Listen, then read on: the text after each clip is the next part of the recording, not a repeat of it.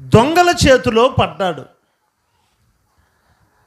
ఆ దొంగల చేతిలో పడంగానే ఆ దొంగ ఏం చేశాడు అని అంటే, మొట్టమొదటిగా అతని బట్టలను తీసేసుకున్నాడు. దాని తరువాత అతని దగ్గర ఉన్న సామగ్రి అంతటిని కూడా దోచుకొని అతన్ని కొట్టి గాయపరిచి చచ్చిపోయాడు అనుకొని వదిలిపెట్టి వెళ్ళిపోయాడు. అయితే కొన ప్రాణములతో ఉన్నాడు ఆ వ్యక్తి. ఇప్పుడు కొన ప్రాణములో ఉన్నవాడు, అయ్యో ఎవరైనా గొంతులో ఒక గ్లాసును మంచినీళ్ళు పోస్తారా, ఎవరైనా నా స్థితిని చూస్తారా, ఎవరైనా నన్ను పైకి లేవనెత్తుతారా, ఎవరైనా నన్ను పరామర్శిస్తారా, ఎవరైనా నన్ను హక్కున చేరుస్తారా అని తన హృదయము బాధతో ఎదురు చూస్తూ ఉన్న సమయం అది. అలాంటి సమయంలో ఒక యాజకుడు ఆ మార్గం గుండా వచ్చాడు. యాజకుడు ఆ మార్గము గుండా వచ్చి అతన్ని చూచి దూరంగా వెళ్ళిపోయేశాడు. బాధ ఎక్కువైపోయింది ఆ వ్యక్తికి, వేదన ఎక్కువైపోయింది. ఇంకా బాధతో ఎదురు చూస్తూ ఉన్నప్పుడు లేవీయుడు వచ్చాడు. లేవీయుడన్న పైకి లేవనెత్తి ఆదరించి హక్కును చేర్చి కొంచెం ధైర్యపరుస్తాడు, ఓదార్చుతాడు అనుకుంటే, ఇంకా అతను కూడా చూసి చూడనట్టు దూరంగా వెళ్ళిపోయేశాడు. దాని తరువాత ఇంకా నా పరిస్థితి అంతే అనుకొని కృంగిపోతూ ఉన్న వేళ ఒక సమరయుడు వచ్చాడు. నా ప్రియులరా, సమరయుడు వచ్చి అతని గాయముల మీద ద్రాక్షరసము పోసి, ఆ గాయముల మీద నూనె పోసి, ఆ గాయములను కట్టి అతను తన వాహనములో ఎక్కించుకొని పూట కూలి వాని ఇంటికి వెళ్ళి ఆ రాత్రి అక్కడే గడిపి అతనికి కావలసినదంతా కూడా సమకూర్చి 2 దేనారములు ఆ పూట కూలి వానికి ఇచ్చి, అయ్యా నీవు ఇతను పరామర్శించు, ఇతనికి ఏమి కావాలో అది పెట్టు, ఇతనికి ఏ ఆహారము కావాలో అది ఇవ్వు, నేను మరలా వస్తున్నప్పుడు నువ్వు ఇతని కొరకు ఎంత ఖర్చు పెట్టావో, ఇతని కొరకు నువ్వు ఏమేమి పెట్టావో అవన్నీ లెక్క రాసుకో, నేను మరలా వచ్చేటప్పుడు వాటన్నిటికీ తగిన జీతము నీకు ఇస్తానని చెప్పాడు. హల్లెలూయా, హల్లెలూయా. యెరూషలేములో నుండి యెరికోకు దిగొచ్చాడు. యెరికోకు దిగి రాక ముడిపే యెరూషలేముని విడిచి బయట అడుగు పెట్టాడు. పసిగట్టుకొని ఉన్నాడు. ఎవడోడు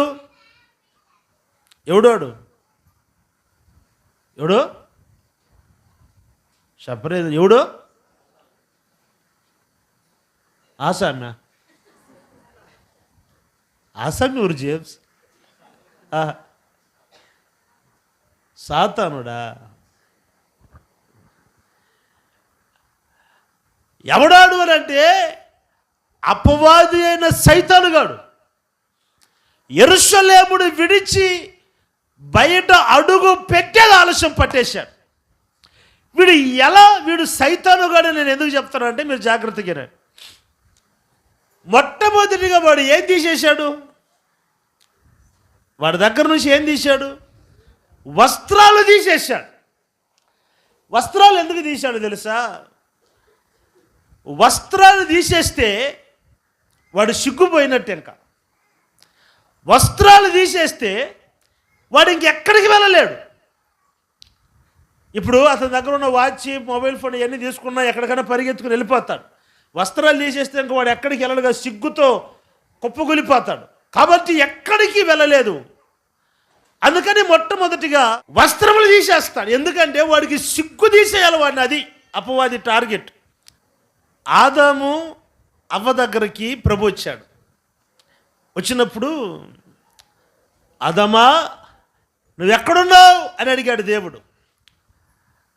అప్పుడు ఆదాము అంటాడు, అయ్యా నీ స్వరము విన్నప్పుడు మేము దిగంబరులమని గుర్తెరిగాము, కాబట్టి మేము చెట్టు చాటున దాక్కున్నామని అన్నారు.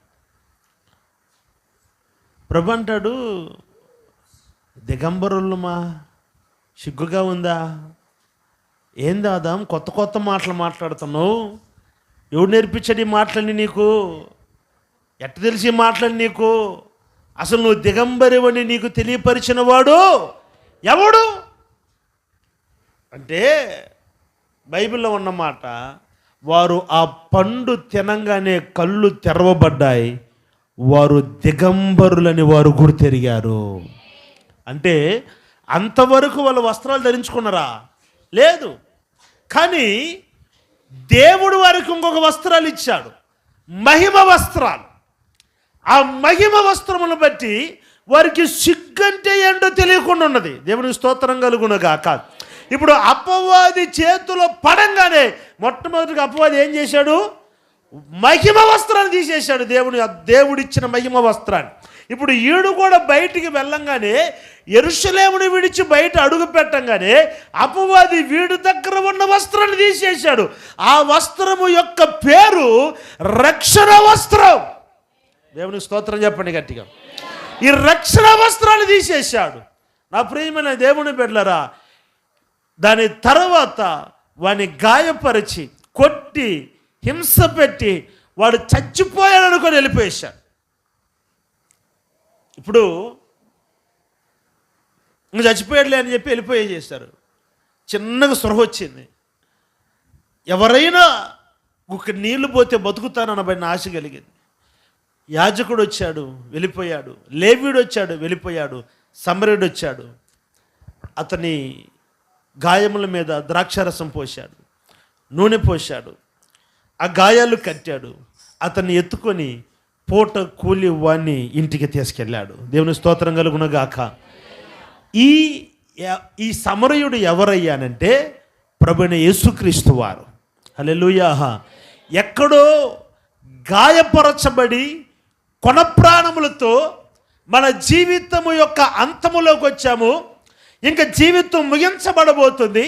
భక్తుడు చెప్పినట్లుగా నాకు మరణమునకు ఒక్క అడుగు మాత్రమే దూరముగా ఉంది అన్నట్లు జీవితం యొక్క ముగింపు భాగములోనికి వచ్చి అంతా అయిపోయింది అనుకున్న పరిస్థితుల్లో సమరయుడు నిన్ను వెతుక్కుంటూ వచ్చాడు. దేవునికి స్తోత్రం కలుగునగాక. నీ జీవితము ముగించబడబోతుందనబడిన జీవితమును మరలా ప్రారంభించేదాని కొరకు సమరయుడు నిన్ను వెతుక్కుంటూ వచ్చాడు. ఆయన పేరు ప్రభువైన యేసుక్రీస్తు వారు. ఆయన ఏం చేశాడంటే ద్రాక్షారసమును పోశాడు నీ గాయం మీద. ద్రాక్షారసం అంటే అర్థం ఏంటంటే కల్వారి శిలువలో ప్రభువైన యేసుక్రీస్తు వారు కార్చిన ఆయన రక్తము చేత నీ పాపమునబడిన గాయమును కడిగాడు ఆయన. నా ప్రియులారా, ఎక్కడో మోడు బారి పోతున్న నీ జీవితము చిగురింప చేయటం కొరకు నూనెను పోశాడు. అంటే అభిషేకాన్ని నీ మీద పెట్టాడు. నా ప్రియులారా, అభిషేకము చేత నిన్ను అలంకరించి రక్షణ వస్త్రం నీకు ధరింపజేసి ఆయన తన వాహనంలో ఎక్కించుకున్నాడు. స్తోత్రం చెప్పండి గట్టిగా. ఆయన తన వాహనంలో ఎక్కించుకొని పూట కూలివాని ఇంటికి వచ్చాడు. ఆ పూట కూలివాని యొక్క ఇంటికి ఎందుకు రావాలి? అంత ప్రేమ ఉంది కదా. యాజకుడికి లేదు, లేవీయుడికి లేదు, ఈ సమరయుడికి అంత ప్రేమ ఉంది కదా. ఆ గాయపరచబడిన వాడిని మీద ఎత్తుకొని పూట కూలి వాడిని ఇంటికి వెళ్ళకపోతే ఏమి తీసుకొని అతనింటికే పోవచ్చుగా, ఆయన ఇంటికి వెళ్ళిపోవచ్చుగా. ఎందుకు పూట కూలి వాడి ఇంటికి తీసుకెళ్ళాడు అని అంటే, నా ప్రియులరా, ఆయన ఇంటికి అప్పుడే వెళ్ళను కుదరదు. ఆయన ఇంటికి వెళ్ళాలంటే మొదట పూట కూలి వాని యొక్క ఇంటిలో పరిపూర్ణత చెందాల. దేవుని స్తోత్రం కలుగునగాక. అందుకే పేతురుతో కూడా ప్రభు అంటాడు కదా, నేను వెళ్ళు చోటికి ఇప్పుడు నీవు రాలేవు అని అంటాడు. పూట కూలి వాడి ఇంటికి ఈ సమరయుడు ఆ గాయపరచబడిన వాడిని తీసుకొచ్చి ఆ పూట కూలి వాడిని ఇంటిలోనికి చేర్చాడు. ఎందుకొరకు? అతను పరిపూర్ణత చెందేదాని కొరకు. దేవుని స్తోత్రం చెప్పండి గట్టిగా. హల్లెలూయా.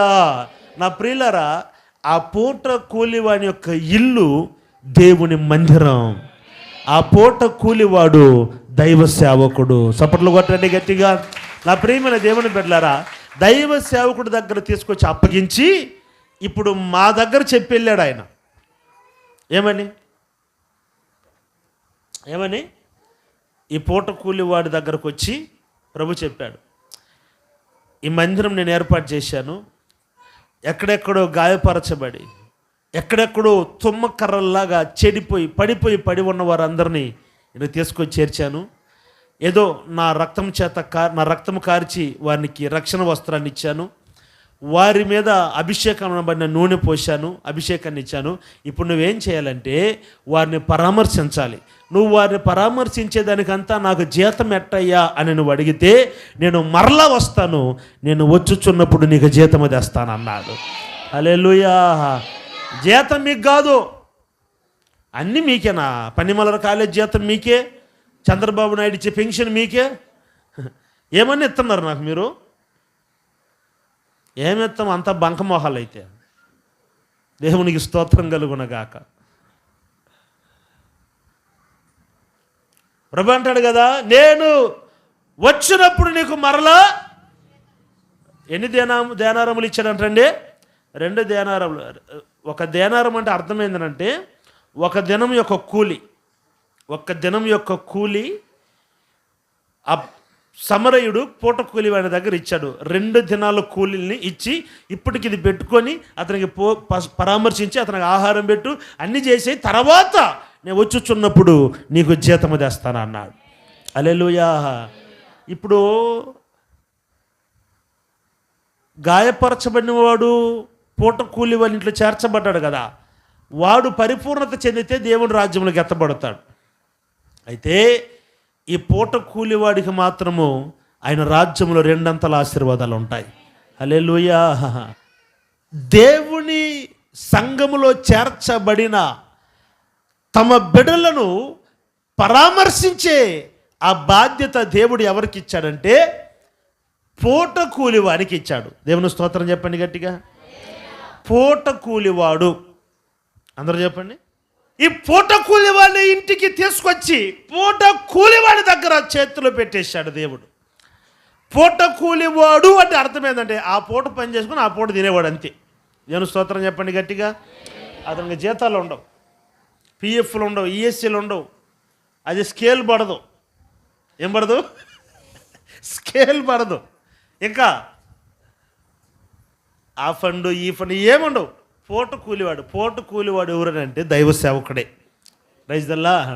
అందులో సొంతగా పరిచర్య చేస్తున్నాడే అతనే పూట కూలివాడు. సంస్థలో నెలకు జీతాలు తీసుకుంటారు వాళ్ళు కాదు, వాళ్ళు కలుపుకుంటారు దాన్ని, వాళ్ళు కాదు. పూట కూలివాడు అంటే ఈరోజు మందిరానికి వచ్చాను, ఉపదేశం చేశాను, వాక్యం చెప్పాను, ఎవరైనా ప్రేరేపించబడి ఏదన్నా ఇస్తే అదే ఆ కూలి, అదే పూట కూలివాడు అంటే అర్థం. దేవుని స్తోత్రం కలుగునగాక. నా ప్రియమైన దేవుని బిడ్డలారా, ఆ పూట కూలివాడైన సంఘ కాపరి చేతిలో ప్రభు పెట్టి వెళ్ళిపోయేశాడు. ఏమన్నాడంటే ఇతను బాధలో ఉన్నప్పుడు ఇతను ఓదార్చు, దుఃఖములో ఉన్నప్పుడు ఆదరించు, అతనికి ఆహారము కావాలన్నప్పుడు అతనికి ఆహారం పెట్టమన్నాడు. దేవునికి స్తోత్రం చెప్పండి గట్టిగా. అతనికి ఆహారం కావాలన్నప్పుడు ఆహారం పెట్టు, అతనికి ఆకలైనప్పుడు ఆహారం పెట్టు, అతన్ని పరామర్శించు, అతనికి బాధ కలిగినప్పుడు నువ్వు ఓదార్పుగా ఉండాలి, దుఃఖములో ఉన్నప్పుడు ఆదరణగా ఉండాలి, గాయపరచబడినప్పుడు గాయము కట్టాలి అనబడిన ఈ బాధ్యత అంతా పూట కూలి వాని మీద పెట్టాడు సమరయుడు. దేవుని స్తోత్రం కలుగునగాక. హల్లెలూయా. అందుకే నా ప్రియులారా, మన సంఘంలో ఏ కుటుంబంలో ఏది జరిగినా అది మంచైనా చెడైనా, చెడైతే దుఃఖపడే వ్యక్తి నేనే ఉంటాను మొదటిగా, సంతోషమైన విషయం అయితే సంతోషపడేవాడిని మొదటగా నేనే ఉంటాను. దేవుని స్తోత్రం కలుగునగాక. అందుకే ఏ సంఘంలో నన్ను ఒక దైవ సేవకుడుగా చూడరు, వాళ్ళ ఇంటిలో ఒకరుగా చూస్తారు. దేవుని స్తోత్రం కలుగునగాక. వారి ఇంటి మనుషులలో ఒకరుగా నన్ను చూస్తాను, అలా ప్రేమిస్తారు. ఎందుకనంటే వారి బాధల్లో, కష్టాలలో, పోరాటంలో, దుఃఖములో, సంతోషంలో, ఆనందంలో, వాట్ ఎవర్ ఇట్ ఈస్, అది ఏదైనా సరే వారితో పాటు నేను ఉంటాను కనుక దేవునికి స్తోత్రం కలుగునగాక. ఇప్పుడు నేను చెప్పే మాట ఏంటంటే, దుఃఖములో ఉన్నప్పుడు నేను ఆదరణగా ఉన్నాను, బాధలో ఉన్నప్పుడు ఓదార్పుగా ఉన్నాను. ఏదో కుటుంబంలో జరగరాంది జరిగినప్పుడు మీ గాయములు కట్టే ఒక పూట కూలివాడుగానే ఉన్నా. Okay, right. ఇవన్నీ చేశా. ఇప్పుడు ప్రభు ఏమన్నాడంటే అక్కడ అతను పరామర్శించు అన్నాడు. ఏమన్నాడు? పరామర్శించు అంటే అతనికి భోజనము పెట్టు అని అర్థం. ఏం పెట్టమని అర్థం? చెప్పాలి. ఏం పెట్టమని? భోజనాలు పెట్టమని అర్థం. మీరు చెప్పండి, భోజనాలు నాకు మీరు పెట్టాలనా, మీకు నేను పెట్టాలనా? పురుషోత్తమ ఏదైనా అడచవుతున్నావు? మేము పెట్టి కదా నువ్వు ఇట్టున్నావు అంటవా? పులిపిట్టు తీసుకొని కొడతా. అవి ఏందన్న మరే నువ్వు వచ్చినప్పుడు ఎట్ట నువ్వు ఇప్పుడు ఎట్ట మరి నువ్వు ఏందే అని అంట.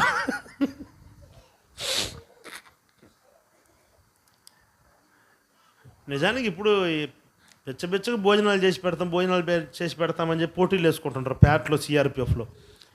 నిజంగా నేను తినేటప్పుడు ఎవరు అట్ట అనలా. ఇప్పుడు వద్దా, ఇప్పుడు పెద్దగా తినేది లేదు. అంటే కొంచెం కంట్రోల్ అవ్వాలి కదా అని చెప్పేసి కొంచెం ఒక 2 నెలల నుంచి ఎక్కువ తినేది లేదు. అంత డైట్లో ఉంటున్నా. డైట్లో ఉంటే మళ్ళీ మస్కట్లో ఆస్ట్రేలియా నుంచి ఎప్పుడు వస్తాం అన్నట్టుగా అడగబాకండి. అట్టే ఒక ఆమె అడిగింది, అన్న భోజనం చేద్దాం అనుకుంటున్నాం. అమ్మ నేను డైట్లో ఉన్నానంటే ఇండియాకి ఎప్పుడు వస్తామన్నాను అడిగింది. డయట్ అంటే ఎట్లా తెలియకుండా అదో దేశం అనుకుంటుంది. ఏం చేద్దాం, నువ్వు అట్లా మెరిచేసి ఒక్కేసుకున్నావు కాబట్టి అట్నే ఉంటుంది వ్యవహారం. దేవునికి స్తోత్రం కలుగునగాక. చెప్పండి గట్టిగా, కొంచెం గట్టిగా చెప్పండి. నా ప్రియులారా, నేను భోజనాలు పెట్టాలనా మీరు పెట్టాలనా? నీకు ఉపదేశించువానికి మంచి పదార్థములు ఇవ్వమని నీవు పిసుకుతున్న ప్రతి పిండిలో మొదటి ముద్ద యాజకుడు దైవసేవకుడు నేను. మరి ఇక్కడేంది? ఆ పూట కూలివాడితో చెప్తాడు, నీవు వారికి పరామర్శించు, వారికి ఆహారం పెట్టమన్నాడు. ఇప్పుడు ఏ ఆహారం పెట్టమన్నాడు అని అంటే, ప్రియులరా, ఒకరోజు ప్రభు అరణ్యంలోనికి కొనిపోబడ్డాడు. అరణ్యంలోనికి పోయినప్పుడు 40 దినాలు ఉపవాసాలు ఉండి అరణ్యంలోనికి వెళ్తే అపవాది వచ్చాడు. అపవాది వచ్చి, బాగా ఆకలితో ఉన్నావు కదా కాబట్టి ఈ రాళ్లను రొట్లుగా చేసుకొని తిను, ఆకలి తీరిపోతుందని అపవాది అన్నది. అందుకు ప్రభు అంటాడు, నరుడు రొట్టె వలన మాత్రము కాదు, దేవుని నోట నుండి వచ్చే మాట వలన వాడు బ్రతుకుతాడు. హల్లెలూయా. అంటే ఏ ఆహారం పెట్టమని ప్రభు మాకు చెప్పాడు? ఈ పూట కూలివాడి కంటే దేవుని వాక్యము అనబడిన ఆత్మీయ ఆహారము. సపర్లు కొట్టండి గట్టిగా. హల్లెలూయా. ఈ శరీరము జీవించాలంటే, ఈ శరీరము కృషించిపోకుండా ఉండాలంటే, ఈ శరీరము బలము కలిగిందై ఉండాలంటే, ఈ శరీరమునకు శారీర సంబంధమైన ఆహారము కావాలి. అయితే నీ ఆత్మ కృషించకుండా ఆత్మ దినదినమునకు నూతనపరచబడాలంటే, అంతరంగ పురుషుడు బలము పొందాలంటే ఆత్మీయ ఆహారము కావాలి. ఏంటి ఆత్మీయ ఆహారం అంటే? దేవుని వాక్యము అనబడిన ఆహారం. దేవునికి మహిమ కలుగునుగాక. నా ప్రియమైన దేవుని బిడ్డలారా, ఈ ఆత్మీయమైన ఆహారము నిన్ను జీవింపజేస్తుంది. హల్లెలూయా. శరీరము కృషించుచున్నను, దినదినమునకు అంతరంగ పురుషుడు నూతన బలము పొందుతూ ఉన్నానని అన్నాడు. ఎట్లాగయ్యానంటే, నేను శరీరానికి ఆహారమే తినట్లేదు, కానీ ఆత్మకు మాత్రము సమృద్ధిగా ఆహారం పెడుతున్నాను. ఏంటది? దేవుని వాక్యం. ఈరోజు నా ప్రియమైన దేవుని బిడ్డలారా, మన శరీరం ఎట్లుంది? శరీరం బాగుండాలంటే ఉదయం తినాలి, మధ్యాహ్నం తినాలి, రాత్రి తినాలి, అప్పుడప్పుడు మధ్యలో సుండల్లో ఏరుచనకలు అయ్యి తినాలి. ఈ శరీరాన్ని ఫిట్గా పెట్టుకోవాలి, ఈ శరీరాన్ని మంచి బలంతో పెట్టుకోవాలి అని ఇన్ని జాగ్రత్తలు తీసుకుంటున్న సంగమా, ప్రభు ఈ రాత్రి నీ దగ్గర ప్రశ్నిస్తున్న ప్రశ్న, నీ ఆత్మ బలము పొందుటకు నువ్వు ఏమైనా ఆత్మీయ ఆహారము తీసుకుంటున్నావా? ఇంకొక మాట చెప్పండి. ఈరోజు 2 రకాల ఫుడ్ ఉంది. ఒకటి హెల్తీ ఫుడ్, రెండవది జంక్ ఫుడ్. జంక్ ఫుడ్ అంటే మనల్ని పాడు చేసే ఫుడ్. అది హెల్తీ ఫుడ్ అంటే మనలను బలపరిచే ఫుడ్, బలంతో ఉంచే ఫుడ్. ఈ జంక్ ఫుడ్స్ ఏంటో చెప్పండి, మీకు తెలిసినవి చెప్పండి.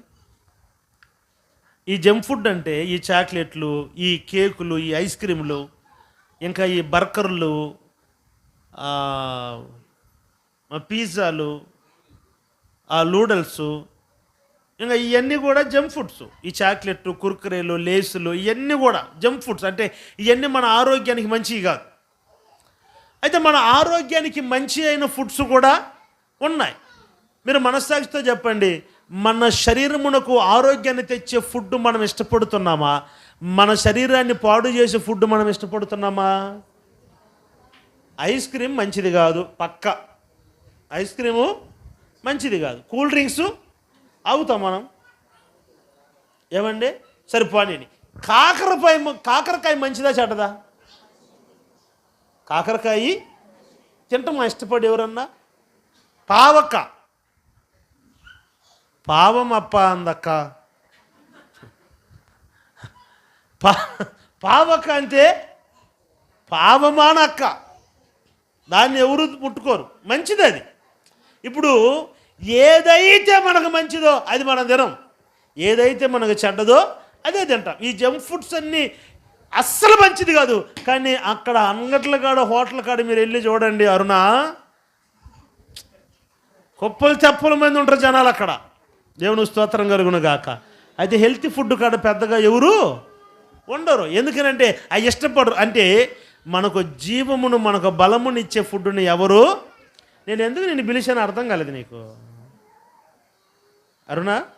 నువ్వు అని కొడుతున్నావు కదా, నేను చూడలేదు అనుకున్నావు కదా, నేను అది చూసే నేను పిలిచిన అరుణ. అర్థమైందా? వాడు నువ్వు తడుతున్నావు కదా, ఎట్టట వాడు నిన్ను తడుతుండగా, అందుకే పిలిచింది. జంక్ ఫుడ్ కోసం కాదు పిలిచింది. దేవునికి స్తోత్రం కలుగునగాక. ఇప్పుడు హెల్తీ ఫుడ్ని ఇష్టపడం, మన శరీరాన్ని పాడు చేసే ఫుడ్నే ఇష్టపడతాం. బర్గర్లు తిని బోండాలాగా అవట్లే అందరూ, పచ్చి ఇప్పుడు అందరూ అయ్యే కదండి తినేది. పచ్చి టమాటోకాయలు, పచ్చి మిరపకాయలు, పచ్చి కొత్తమల్లి, పచ్చి ఎర్రగడ్డలు, ఇక తినేది అవన్నీ అయ్యే జంక్ ఫుడ్స్, పాడు చేసేస్తాయి ఆరోగ్యాన్ని. అవి ఇష్టపడి తింటారు. మనకు ఏదైతే హెల్తీయో అది. ఈరోజు వాక్యం కూడా ఎట్లా ఉందంటే, మనకు ఏదైతే సంతోషాన్ని కలుగు చేస్తుందో అదే ఇష్టపడుతున్నారు, మనకు నొప్పి కలుగు చేసి దాన్ని ఇష్టపడట్లేదు. ఆ మాట నేను మీకు చూపిస్తాను. చదవండి, తిమోతియులకు రాసిన 2వ పత్రిక 4వ అధ్యాయం 3వ వాక్యం.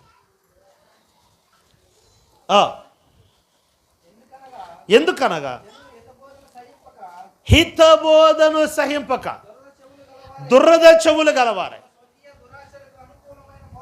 తమ స్వకీయ దురాశలకు అనుకూలమైన బోధకులను తమ కొరకు పోగు చేసుకొని సత్యమునకు చెవినీయక కల్పన కథల వైపు తిరుగు కాలము. అక్కడ ఏముందంటే హితబోధను అన్న దగ్గర 6 ఉందా? ఫుట్ నోట్లో ఉందా 6 అని? ఆ కింద చూడండి, ఆరోగ్యకరమైన బోధ. అంటే మనకి ఏది హెల్తీయో దాన్ని ఇష్టపడాలంట. దేవుని స్తోత్రం కలుగునగాక. అంటే ఏమి ఇష్టపడతారండి? Junk food. ఒక విషయం చెప్పనియండి, మీరు చేస్తున్న తప్పును కానీ నేను ఖండించి కానీ వాక్యం కానీ చెప్పకపోతే మీరు పరలోకానికి పోలేరు, నేను కూడా పరలోకానికి. కొన్ని ఛానల్స్లో కొంతమంది మన తెలుగు కానీ తమిళ్ కానీ కొంతమంది యూట్యూబ్లో టీవీలలో వస్తూ ఉంటారు. అవన్నీ చూస్తున్నప్పుడు కొంతమంది చేసేవన్నీ వాళ్ళే కొంతమందిని ఏర్పాటు చేసుకుంటారు, వాళ్ళే పిలుస్తారు, వాళ్ళే పడదోస్తారు. మొత్తం అంతా అయిపోయినాక వాళ్ళందరూ కలిసి ఒక వ్యాన్లో ఎక్కిపోతూ ఉంటారు. ఎవరు వాళ్ళోళ్ళే. నాకు అనిపిస్తుంది, పొరపాటును కూడా పరలోక రాజ్యం పోడు కదా పాస్టరు అనిపిస్తుంది. నిజం. ఈ రోజులో హితబోధన సహించక, అంటే ఉన్న వాక్యమును ఉన్నట్లుగా బోధించే బోధను సహించట్లేదు. రెడ్ కలర్ చీర కట్టుకున్నామా, నిన్ను అందరూ మోసం చేశారు, నీకు అన్యాయం చేశారు అని అంటే వాళ్ళు ఒప్పుకుంటారా? నేనే అన్యాయం చేసిన అందరినని ఒప్పుకుంటారా? అవునయ్యా, అందరికి తోడుకోవట్లకి ఎంత సహాయం చేసినా తెలుసా? ఏం చేసినావు? రసం పెట్టించిన ఒకరోజు. కొంతమందిని చూస్తున్నప్పుడు అనిపిస్తుంది, సత్యాన్ని బోధించకుండా, సత్యం చెప్పకుండా, వారు చేసిన తప్పులను ఎత్తి చెప్పకుండా ఏం వాక్యం చెప్తున్నారు, ఏ సంఘాలు జరిపిస్తున్నారు, వీళ్ళు ఎట్లా దేవుని రాజ్యంలోనికి ప్రవేశిస్తారు? ఇప్పుడు గాయం కలిగిందండి, బాగలేదు. ఇప్పుడు అతనికి ఏం కావాలంటే మెడిసిన్ కావాలి, అంటే మందులు మాత్రలు కావాలి. మందు చేదుగా ఉంటుందా, తీయగా ఉంటుందా? అంటే ఇష్టపడరు, కానీ అయినా కూడా తప్పు తీసుకోవాలి. లేదు తీపు ఉందని చెప్పి జ్వల్సిల్ తాగుతూ ఉండు. జ్వల్సిల్లేనది, అదే టానిక్. పీకలు దాగి తిన అరక్కపోతే తాగుతురు చూసినవా? జ్వల్లసిల్ కదా అది. ఇంటింటికి ఉంటుంది బాటలు. కడుపు నిండా తినేది అరక్కుండా తాగేది, కడుపు నిండా తినేది అరక్కుండా తాగేది. అంతెందుకు తింటా? తీపు గుద్దని చెప్పి తాగుతూ ఉండు. ఇప్పుడు కానీ మాత్రలు చేదుగానే ఉంటాయి, కానీ నువ్వు వేసుకుంటే నీ ఆరోగ్యానికి అది క్షేమాన్ని ఇస్తుంది. దేవుని వాక్యము కూడా సత్యమును సత్య ప్రకారము బోధించేది ఎవరు ఇష్టపడట్లేదు ఈరోజు. దాని కొరకే పాస్టర్లు కూడా తయారైపోయారు. అట్లా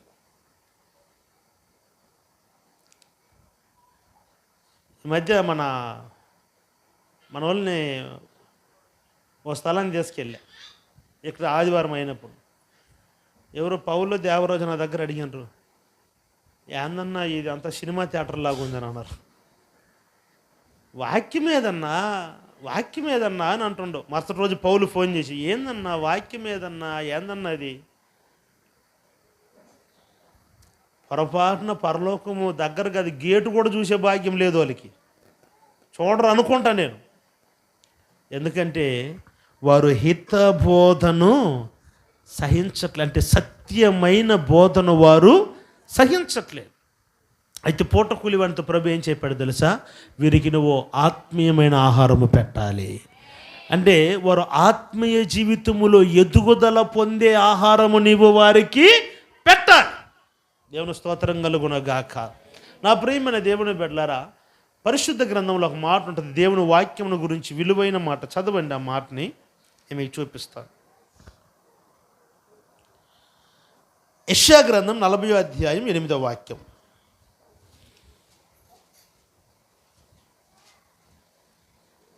యెషయా గ్రంథం 40వ అధ్యాయం 8వ వాక్యం. గడ్డి ఎండిపోవును, దాని పూతలు వాడిపోవును, మన దేవుని వాక్యమే నిత్యము నిలుచును. చప్పట్లు కొట్టండి గట్టిగా, హల్లెలూయా. గడ్డి ఎండిపోవును, పూతలు వాడిపోవును, దేవుని వాక్యం. అంటే గడ్డి ఎండిపోవును అంటే ఇయ్యి వారు కోరుకుంటున్నారే, ఆ స్వస్థతలు, ఆ డ్యాన్సులు, ఆ రంకెలు, ఆ ఎగురులు, ఇవి ఆ గడ్డి. ఈ పూతలు ఏంటో తెలుసా? ఆశీర్వచనాలు. వీళ్ళకి ఎప్పుడు ఇంక వాగ్దానాలే. దేవుని స్తోత్రం కలుగునగాక. దావీదు ఏమంటాడో తెలుసండి? నీ ఆజ్ఞలు నాకు ఎంత ఆనందాన్ని కలుగు చేస్తుంది కదా అన్నాడు. ఏం విచిత్రం! మనకు ఆనందం కలుగు చేయాలంటే ఏం కావాలంటే వాగ్దానాలు కావాలి. యెహోషువకు మోసేకు తోడయ్యి ఉన్నట్టు నేను నీకు నువ్వు తోడయ్యుందెను ఉండేదను అని అంటే ఎంత సంతోషం కలుగుద్ది మనకి. నీకు విరోధముగా రూపించబడుచున్న ఏ ఆయుధము వర్ధిల్లదు అని అంటే ఎంత సంతోషం కలుగుద్ది. టెంకర్ పని చేసావంటే కాళ్ళు ఇరుష్ చేస్తాను రా అంటే ఎంత బాధ కలుగుద్ది. కానీ దావీదు అంటాడు, నాకు ఆ వాగ్దానాల కంటే నీ గద్దింపు నాకు ఎంత ఆనందాన్ని కలుగజేస్తుంది. అంటే నీ ఆజ్ఞ, నీ గద్దింపు నాకు ఎంత ఆనందాన్ని కలుగజేస్తుంది. నా ప్రియులారా, అంటే ఈ గడ్డి వాడిపోతుంది, పువ్వు రాలిపోతుంది, దేవుని వాక్యమే నిరంతరము నిలిచేది. ఆ వాక్యమును దైవజనుడుగా నేను మీకు బోధిస్తూ ఉన్నాను. చదవండి, పరిశుద్ధ గ్రంథంలో ఒక 3 మాటలు చూపిస్తాను. కీర్తనల గ్రంథం 119వ అధ్యాయం 9వ వాక్యం.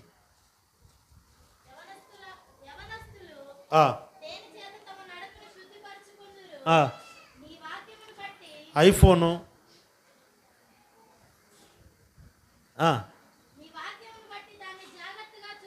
ఆండ్రాయిడ్. యవనులు దేని చేత తన నడతను శుద్ధి చేసుకుంటారు అంటే ఆండ్రాయిడ్ ఫోను, ఐఫోను. వాక్యం చేత నడుస్తున్నారా యవనస్తులు ఈ రోజుల్లో? ఫోన్ను బట్టి నడుస్తున్నారా ప్రవీణ? ఫోన్ బట్టి. నిజమే కదా? ఇప్పుడు ఫోన్ చెప్తుంది వీళ్ళు ఎట పోవాలో.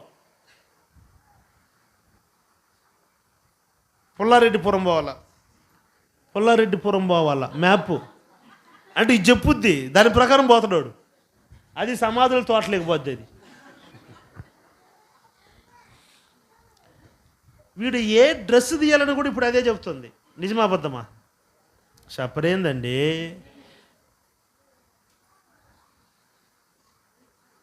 ఇప్పుడు పిల్లలకి ఏది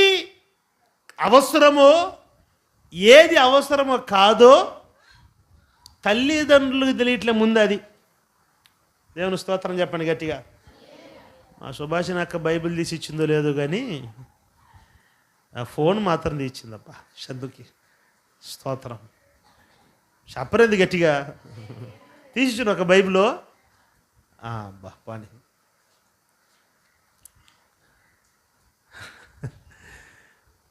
ఇప్పుడు ఫోను మన జీవితమును మొత్తాన్ని ఫోన్ నడిపిస్తుంది. యవ్వనుడు దేని చేత తన నడతను అంటే యవ్వనుడు దేని చేత నడిపించబడుతున్నాడు ఈ రోజుల్లో? వీడు ఎన్ని గంటలకు లేయాలని కూడా అదే డిసైడ్ చేస్తుంది. స్తోత్రం చెప్పండి గట్టిగా. అవునా కదా? వాడిని లేపేది ఎవరు? ఫోను. వాడు ఎక్కడికి వెళ్ళాలో ఫోను. విషయం చెప్పనా, వాడి జీవితాన్ని పాడు చేసేది కూడా ఆ ఫోనే. నన్ను చెప్పనివ్వండి, ఈరోజు దుర్మార్గం ఏంటంటే దేవుని మందిరానికి వచ్చేటప్పుడు కూడా ఫోన్ ఉందో లేదో, క్షమించండి, బైబిల్ ఉందో లేదో కానీ ఫోన్ ఉంది చేతిలో. అది బైబిల్ లేదురా, ఫోన్ ఉండలా. ఫోన్ ఉంటే ఫోన్లో ఉంది బైబిల్. అరే బైబిల్ ఫోన్లో ఉంటుందిరా, నువ్వు ఆన్ చేస్తావు. బైబిల్ మాత్రం ఉంటే పర్వాలేదు. దోస్తీ యాప్ ఉంది దాంట్లో ఫ్రెండ్స్ యాప్ ఉంది.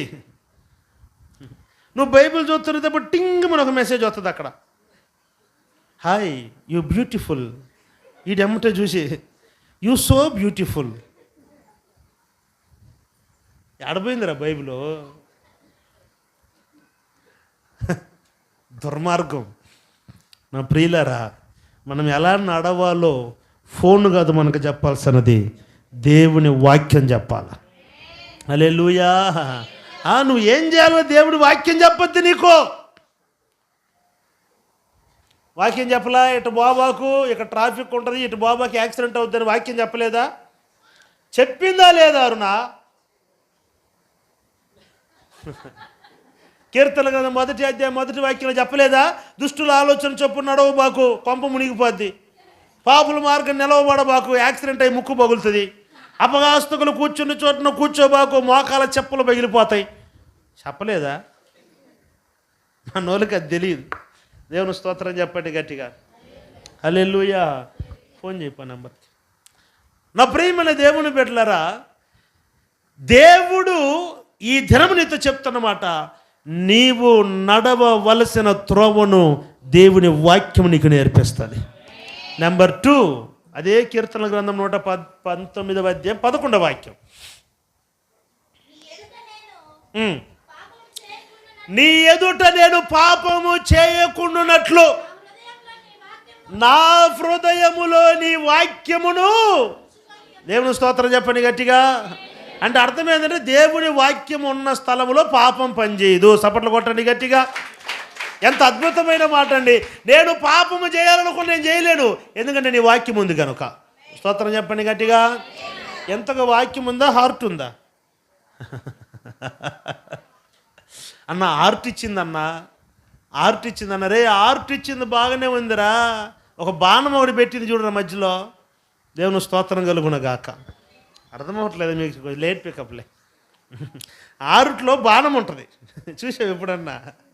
ఆ బాణమే అన్నో ఆర్ట్ అన్న, ఆర్ట్ ఇచ్చిందన్న. అరే ఆర్ట్తో పాటు బాణం కూడా ఇచ్చిందరా అంటే అర్థమేంటి? ప్రేమ ఎక్కువ ఏడ ఉంటుందో గాయాలు కూడా అక్కడే ఉంటాయి. దేవుని స్తోత్రం కలుగునగాక. మన వాళ్ళు తెలియకుండా అబ్బో ఆర్ట్ ఇచ్చిందా, నువ్వు ఆర్ట్ ఇచ్చి నోరు మీ పనికి మాల ఆర్ట్ ఇచ్చింది, మధ్యలో పానం ఉంది అక్కడ. దేవుని స్తోత్రం కలుగునగాక. నీ హృదయంలో ఏ ఆర్ట్లు ఉండకూడదు, దేవుని వాక్యం ఉండాలి. దేవుని వాక్యం నా హృదయంలో ఉంది కనుక నేను పాపము చేయలేను. కొట్టండి చప్పట్ల గట్టిగా. నేను చేయాలనుకున్న దేవుని వాక్యము నా హృదయంలో ఉంది, నేను పాపం చేయలేను. వాక్యం ఉన్నవాళ్ళు వాక్యము చేత నడిపించబడతారు. వాక్యం ఉన్నవాళ్ళు పాపమునకు దూరంగా ఉంటారు. మూడవ మాట, ప్రకటన గ్రంథం 1వ అధ్యాయం చదవండి. ప్రకటన 1వ అధ్యాయం 3వ వాక్యం. సమయము సమీపించింది కనుక ఈ ప్రవచన వాక్యంలో చదువువాడును వాటిని విని ఇందులో వ్రాయబడిన ప్రతి వాక్యమును గైకొనవాడు ధన్యుడు. తలపైకి ఎత్తండి. ప్రకటన గ్రంథము ఇద్దరిని గురించి చూపిస్తుంది. ఒకటి దరిద్రుడు, 2 ధన్యుడు. ధన్యుడు అంటే పరలోక రాజ్యం పోయేవాడు, దరిద్రుడు అంటే నరకం పోయేవాడు. ప్రకటన గ్రంథం చివరి గ్రంథం. ఇంకా ఆ వాక్యం మొత్తం ఈ 2, నరకము పరలోక రాజ్యం, పాతాళము పరలోక రాజ్యం, ఈ రెండింటిని బట్టి సూచిస్తుంది. అందులో 2 ఉంటారు, దరిద్రులు, ధన్యులు. ఇప్పుడు దేవుని వాక్యం అంటుంది వారు ధన్యులు. ఎవరు ధన్యులు అంటే ఈ ప్రవచన గ్రంథంలో రాయబడిన వాక్యములన్నిటిని కూడా అనుసరించి గైకొని నడుచుచున్నవాడు ధన్యుడు. వాని ఎదుట పరలోక రాజ్యపు గేట్లు తెరవబడతాయి. సపట్లు కొట్టండి గట్టిగా. హల్లెలూయా. దేవుని వాక్యమును ఎవరైతే అనుసరించి నడుస్తారో వారికి దేవుని రాజ్యములో ప్రవేశించే భాగ్యం. దేవుని వాక్యం. ఫోటో కూలివాడు ఏం చేస్తున్నాడు నీకు? నేను ఒకటి మాత్రం గట్టిగా చెప్పగలుగుతా, మన అన్ని సంఘాలకి నేను పెద్దగా మీకు ఆర్థికంగా సహాయకరంగా ఉన్నానో లేదో నాకు తెలియదు, కానీ బస్తాలు బియ్యాలు, బట్టలు, ఫ్లాట్లు, ఈట్లు తీసిస్తున్నాను లేదో నాకు తెలియదు, కానీ ఒకటి మాత్రం చేయగలుగుతున్నాను, సత్యమైన వాక్యాన్ని బోధిస్తూ ఉన్నాను. హల్లెలూయా. మొహమాట లేదు. వీళ్ళు గట్టిగా చెబితే ఇచ్చే 100 రూపాయలు కూడా ఈరేమో అనే భయం నాకు లేదు. ఎప్పుడన్నా ఉందా విక్టోరియా? Why thinking? ఏం ప్రాబ్లమ్మా? అబ్బో, ఎప్పుడైనా అయ్యో ఇటు చెప్తే వాళ్ళు మళ్ళీ ఈ కొండ ఉండేది కూడా ఈరేమో, ఇచ్చేది కూడా ఈరేమో అని ఎప్పుడైనా బాధపడి ఎప్పుడన్నా పోతర పనులు చేశాను నేను. నాకు ఒకటి బాగా తెలుసు, దేవుడు ఇచ్చిన పరిచర్యను నమ్మకంగా చేస్తే ఆయన రాజ్యములో ఉంది, అక్కడుంది బహుమానం. నేను స్తోత్రం కలుగునగాక. నా ప్రియులరా, ఆ సత్యమైన వాక్యమును మీకు బోధిస్తున్నా. Okay right. ఇప్పుడు నేను మీకు ఇచ్చేసాను ఆ వాక్యం. అందులో ఏమైనా డౌట్ ఉందా ఏమి నీకు? నేను వాక్యం సత్యాన్నే బోధిస్తున్నానా? 10,000 రూపాయలు ఇవ్వండి, రేపు మీకు 1,00,000 రూపాయలు తగులుద్ది అని ఎప్పుడైనా చెప్పాను నేను? పుష్ అని అనబాకండి. మళ్ళీ కొత్తగా వచ్చినామా నిజంగా చెప్పినట్టుండని అనుకుంటా. నోరు తెరిచి చెప్పండి. డబ్బు సంపాదించాలనబడిన ఉపదేశం ఎప్పుడన్నా చేశాను మీ కాడ? వాక్యం తప్పక వేరేది ఏమన్నా నా డబ్బాలు ఎప్పుడన్నా కొట్టుకున్నానా? వాక్యాన్ని మాత్రమే, సత్యాన్ని సత్య ప్రకారం బోధిస్తాను. Okay right. రెండవది, ఇప్పుడు వాక్యాన్ని బోధించాను. ఇప్పుడు మీరు ఈ వాక్యం పొందుకొని సంఘములో పరిపూర్ణత చెందినప్పుడు ఆ సమరయుడు వచ్చేటప్పుడు మిమ్మల్ని తీసుకెళ్తాడు. హల్లెలూయా. అర్థమైందా కాన్సెప్ట్? పూట కూలి వారి ఇంటికి తీసుకొచ్చి నేను వదిలిపెట్టాడు. నేనేం చేశాను? మిమ్మల్ని పరామర్శించి మీకు ఆహారం పెడుతున్నా. ఇప్పుడు ఈ ఆహారము తిని మీరు పరిపూర్ణత చెందాలి. బలము తెచ్చుకున్నప్పుడు మరలా సమరుడు వచ్చేటప్పుడు మిమ్మల్ని ఆయన వెంట పెట్టుకొని తీసుకెళ్తాడు. హల్లెలూయా. ఇప్పుడు మీరు ఎట్లా పరిపూర్ణత చెందుతారు అంటే దేవుని వాక్యమును విని వెళ్ళిపోయేదానికి కాదు. ఆ మధ్య ఒక ఆయన వాళ్ళ నాన్న వాడిని తిట్లు తిడతా ఉంటే, ఒరే ఇన్ని తిట్లు తిట్టి కూడా ఎట్లా చెవుల్లో తీసుకొని ఊరకున్నవని అంటే వాడు అంటాడు, అన్నా దేవుడు 2 చెవులు ఇచ్చాడు, ఒక చెవుల్లో తీసుకోవాలి, ఒక చెవులో. ఎందుకు అట్లాంటి భక్తులు ఎవరన్నా ఉన్నారా? దేవుని వాక్యము ఈ చెవులతో వినకూడదు, హృదయం అనబడిన చెవులతో వినాలి. హల్లెలూయా. ఓకే, ఈ వాక్యము విన్నవారు ఎవరు పరిపూర్ణతలోనికి వస్తారు? చదవండి బైబిల్లో కీర్తనల గ్రంథం 55వ అధ్యాయం 17వ వాక్యం. సాయంకాలము ఉదయము మధ్యాహ్నము నీ వాక్యమును ధ్యానము చేస్తున్నాను. చాలు, తల పైకెత్త చెప్పండి. సాయంకాలము ఏం చెప్పాలా? సాయంకాలము ఏం చేయాలా? దేవుని వాక్యమును ధ్యానం చేయాలి.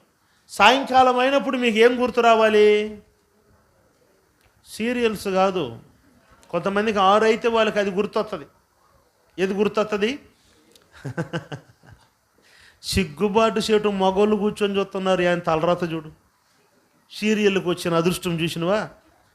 ఆడోళ్ళన్నా ఆ పనులు ఈ పనులు అట్టటి తిరుగుతాన్న చూస్తారు, కానీ మగోళ్ళు ఇంకా ఏర్చెనకాయలు తీసుకొచ్చి పక్కన కూర్చొని పెట్టుకొని చూస్తా సిగ్గుబాటు చేయటం.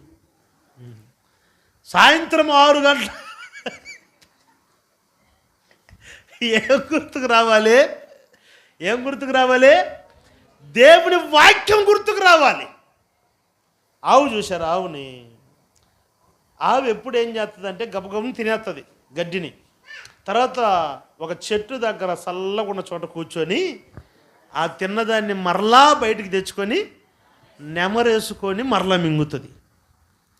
అది దానికి ఆహారం, అది దానికి ఆరోగ్యం, అది స్ట్రెంగ్త్. ఈరోజు చాలామంది వస్తున్నారు, తింటున్నారు, అది అరుగుదల పొందట్లే, అందుకే కక్కేస్తున్నారు. వింటున్నారు, విడిచిపెడుతున్నారు, వింటున్నారు, విడిచిపెడుతున్నారు. అందుకు వారు పరిపూర్ణతలోకి రాలేకపోతున్నారు.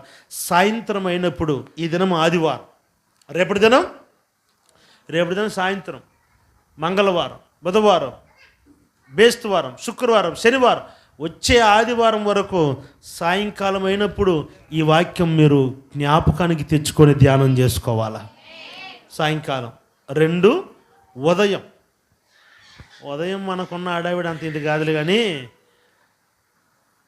త్వరగా లేచి బాత్రూంలో ఆ మనిషి ఉండి ఆ మనిషి బయటికి రాకుండా తొందరగా రా, అర్జెంటు తొందరగా రా అని చెప్పి ఆయన గలబ చేయటము, ఈ తన్నను వాటి మీద బడిన వీటి మీద బడిన వాడి పీక తొక్కను మొత్తం మీద అడావిడి చేస్తుంటారు.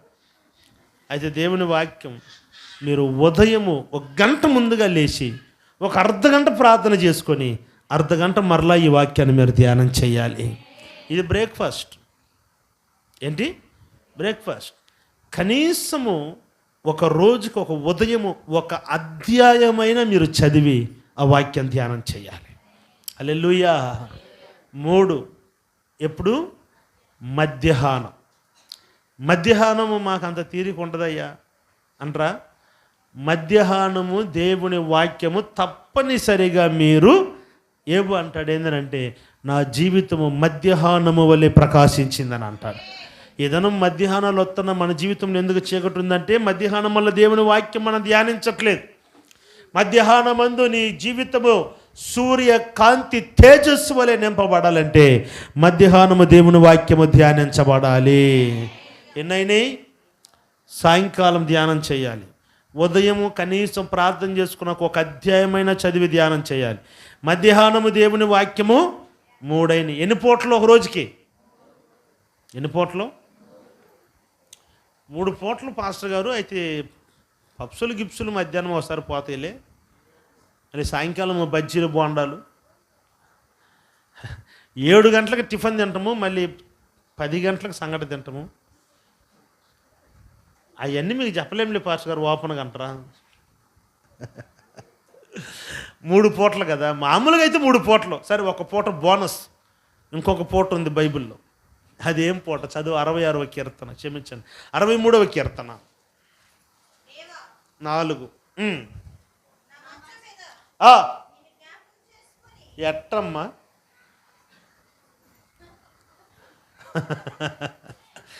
మంచం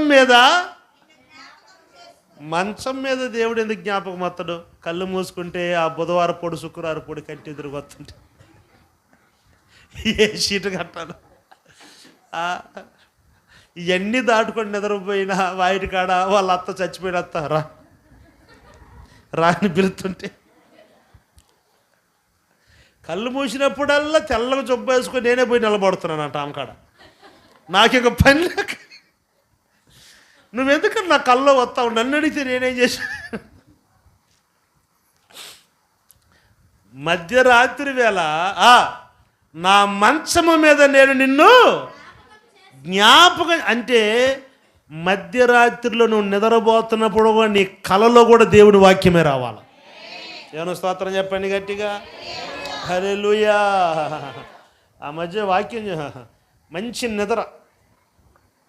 నిద్రపోతా ఉంటే నాకు తెలియకుండా లేచి కూర్చొని వాక్యం చెప్తానంట. వాక్యం చెప్తా తిడుతా ఉన్నానంట. వాక్యంలో కూడా తిడుతున్నా, తిడుతా. దేవుని వాక్యం విని అట్లా ఇడిచిపెట్టి వెళ్ళిపోతుండ్రు. లేయండి మీరు వద్దు, లేయండి అంటే ఏం అదురుపోయి లేచింది. ఏమైంది?